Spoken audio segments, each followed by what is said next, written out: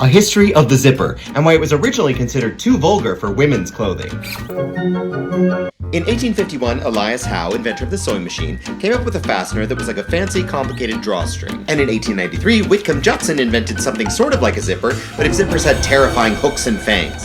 And he started a fastener company. And he hired Gideon Sundback, a Swedish-American electrical engineer who became his head designer. Following his wife's unexpected death in 1911, he threw himself into his work, filling his days with a design project that would become the modern zipper.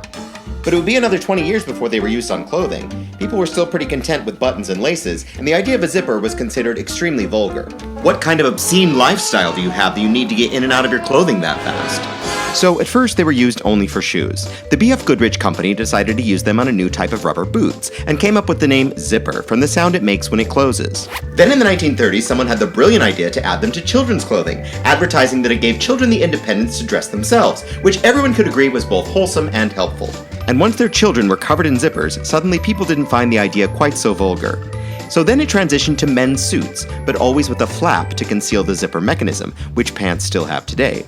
Levi's added zippers in 1947, which really brought things into the mainstream. But for women, the only acceptable use was still only on the innermost layers of underclothing, because misogyny. Society wasn't ready for women to have an easy time getting undressed, but women were, and loved the clean, smooth lines of a zipper closure, so they slowly made their way in, almost always cleverly concealed behind a fold of fabric or discreetly up the side. Elsa Schiaparelli was the first couture designer to introduce zippers, and she would add them even where they weren't necessary. And as fashion progressed throughout the 20th century to become increasingly casual, the zipper became a ubiquitous part of our everyday wear.